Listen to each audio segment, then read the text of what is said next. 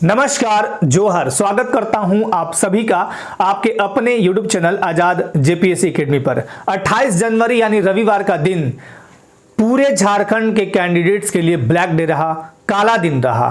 1919 में Rowlatt act आया था, उसको घोषित किया गया था काला कानून, ब्लैक एक्ट कहा गया था। उससे ये कतई कम नहीं है झारखंड के अभ्यर्थियों के। इतना बड़ा दुर्भाग्य, इतनी बड़ी साजिश शायद किसी एग्जाम में हुआ हो। इतने बड़े स्तर पे क्वेश्चन पेपर लीक का मामला और आयोग द्वारा तुरंत एक्शन भी लिया गया और क्वेश्चन पेपर 3 को रद्द कर दिया गया। ये तो सही है, बट सवाल उठता है कि आयोग द्वारा नोटिस भी दिया गया था कि हम एग्जामिनेशन में जो भी इस तरह के असामाजिक तत्व होंगे, मैं अभी नोटिस दिखाने वाला हूं, वो नोटिस आयोग द्वारा ही दिया गया है वेबसाइट पे।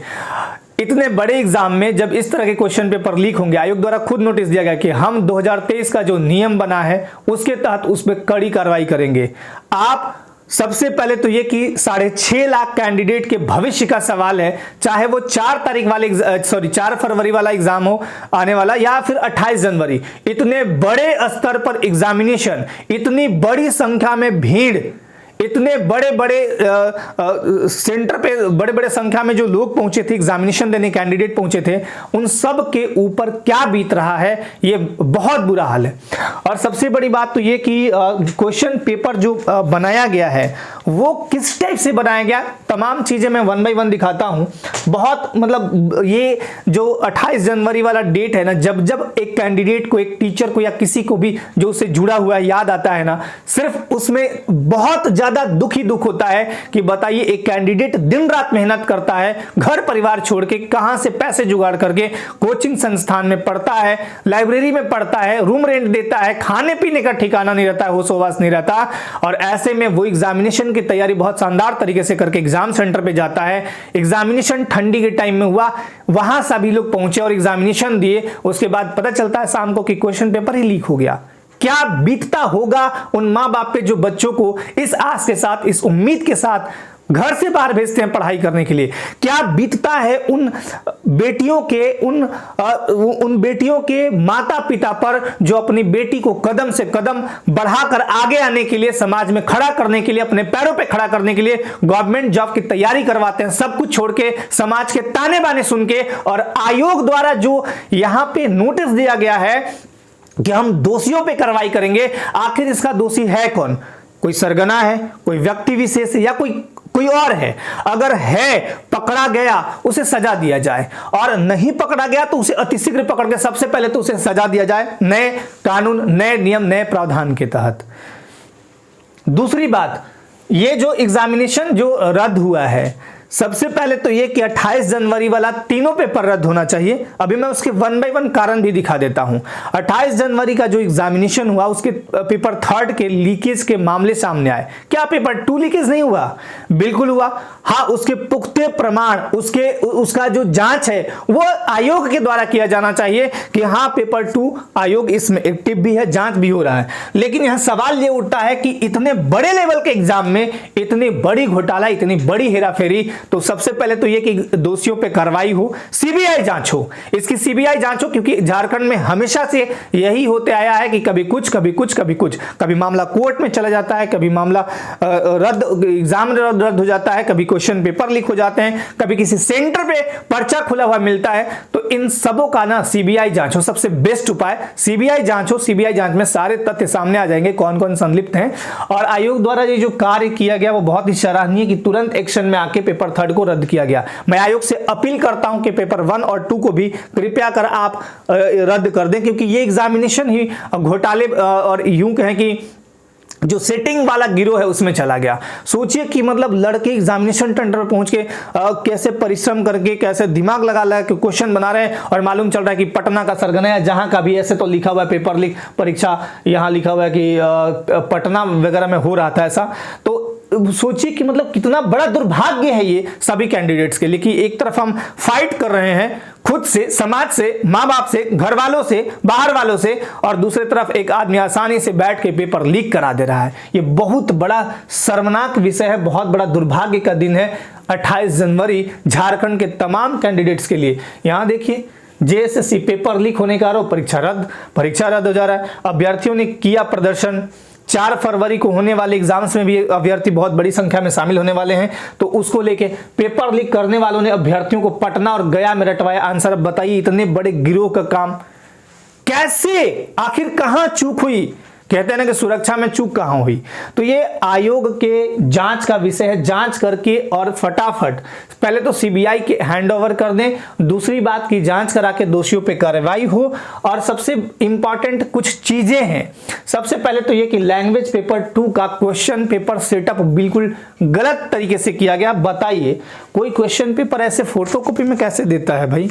ये तो बहुत गड़बड़ है, ये बिल्कुल सुधरना चाहिए। इसमें कोई पेज आराम से निकल सकता है। ये क्वेश्चन पेपर का सेटअप ये तो फोटोकॉपी में ऐसे मिलता है।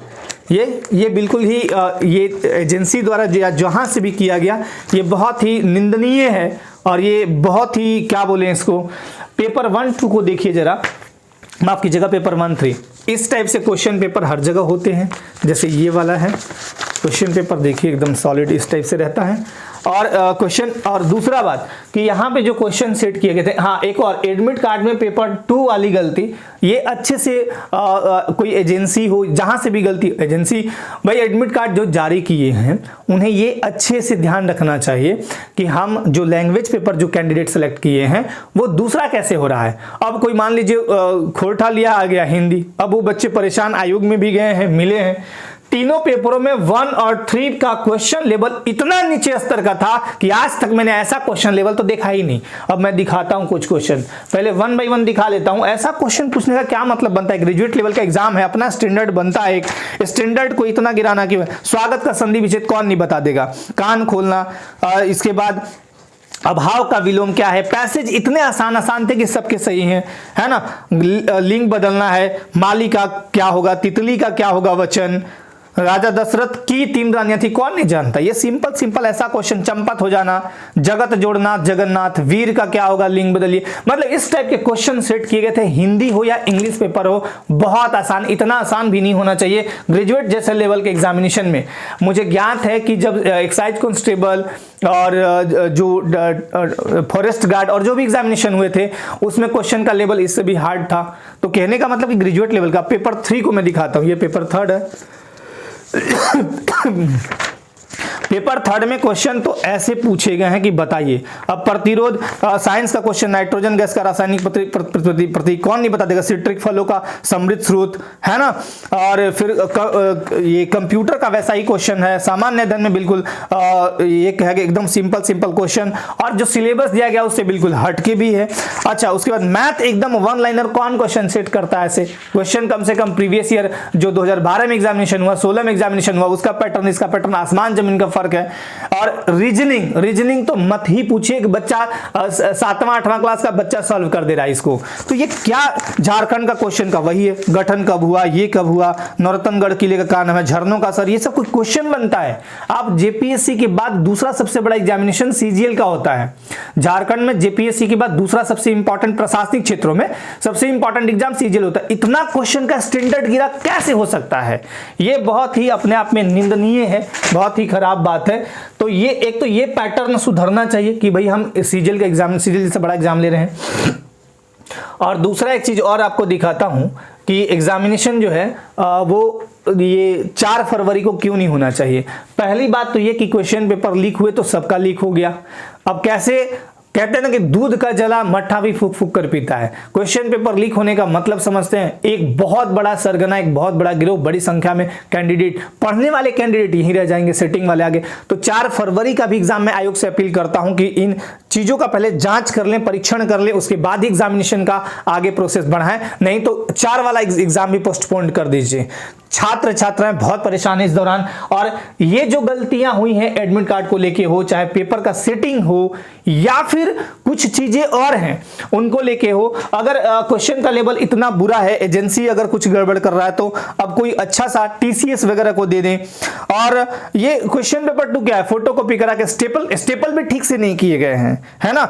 तो ये 4 फरवरी का एग्जामिनेशन भी मैं आयोग से अपील करता हूं कि वो रद्द करें। और मैं आयोग से पुनः अपील करता हूं कि दोषियों पर कड़ी से कड़ी, क्योंकि आप ही ने महोदय, आप ही ने तो ये मैसेज दिया है ना, आप ही ने ये नोटिस बनाया कि हम देखिए झारखंड प्रतियोगी परीक्षा अधिनियम 2023 दिनांक 29/11/2023 से अधिसूचित हो चुका है और उक्त परीक्षा पर कड़ाई से लागू किया जाएगा। उक्त अधिनियम के अंतर्गत कदाचार एवं अनुचित साधनों के उपयोग के संदर्भ में अब व्यक्तियों के लिए निम्नांकित चीजें प्रावधानित है। यहां पे लिखा गया प्रश्न पत्र के प्रतिरूपण, कॉपी, लीकेज। अब जब ये षड्यंत्र है, लीकेज है, सब कुछ है, तो आयोग का काम बनता है कि इन पे जम के जितनी जल्दी हो सके कार्रवाई करें, सीबीआई जांच कराएं, कार्रवाई करें और सारा चीज ठीक करें।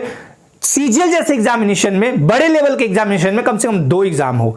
बिहार से सीखना चाहिए, बाकी स्टेट से बोलते हैं ना कि हम सीखते हैं, तो बिहार में भी तो सीजीएल का एग्जामिनेशन होता है, वहां भी 2 एग्जाम है, पीटी मेंस। तो मैं आयोग से अपील करता हूं कि पीटी और मेंस एग्जाम एटलीस्ट हो, इसमें संशोधन होना चाहिए। और पीटी मेंस एग्जाम नहीं होने का मतलब ही ये बनता है, यहां देखिए अभ्यर्थियों एवं उनके अभिभावकों से अपील है कि वे सुनिश्चित करें कि उनके द्वारा उपरोक्त अधिनियम के उक्त प्रावधानों का उल्लंघन कदापि नहीं हो, जिससे कि उक्त अधिनियम के कठोर दंडात्मक, ये वर्ड कठोर दंडात्मक प्रावधानों अंतर्गत उन्हें दंड का भागी नहीं होना पड़े। तो जो भी लीक किए हैं पेपर, जहां से भी हुआ है, उनको कठोर से कठोर सजा मिले, कठोर से कठोर दंड मिले। यही मैं आयोग से पुनः अपील करता हूं, सरकार से भी अपील करता हूं। अब बताइए, एक छात्र, सर आप एक पल के लिए सोच के देखिए, अपने आप को एक पल के लिए खड़े रख के देखिए, कैंडिडेट के तौर पे कैंडिडेट कितनी मुश्किलों से गुजरता है। यही कैंडिडेट का दर्द है कि 2015 में नोटिफिकेशन आते हैं, 19 में आता है, 21 में आता है, अंततः 23 में आता है और फॉर्म भरते हैं। इतनी भारी संख्या में फॉर्म जाते हैं। जो 28 तारीख को एग्जाम देने गया होगा वो बखूबी जानते होंगे, जरूर कोई ना कोई रिश्तेदार या दूर के रिश्तेदार होंगे। बहुत सारे लोग बहुत सारे जगहों पे अटैच होते हैं, उनसे पूछे कि हालत क्या थी।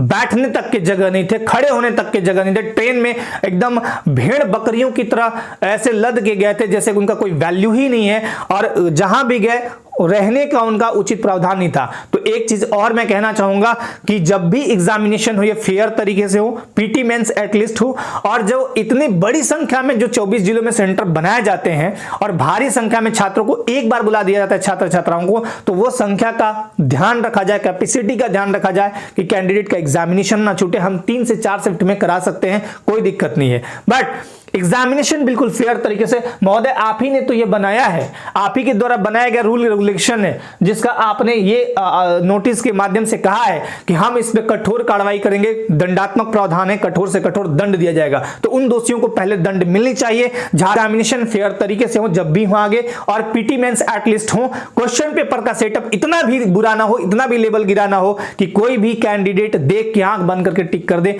फिर क्या फायदा सीजीएल जैसे एग्जामिनेशन का। मैं आयोग से पुनः एक बार फिर सभी कैंडिडेट्स की तरफ से भी अपील करता हूं कि आप इनको गंभीरता से लें और ये जो दंड के भागी हैं उन्हें कठोर से कठोर सजा मिले, ताकि अगली गलती कोई भी ऐसा ना करे। धन्यवाद।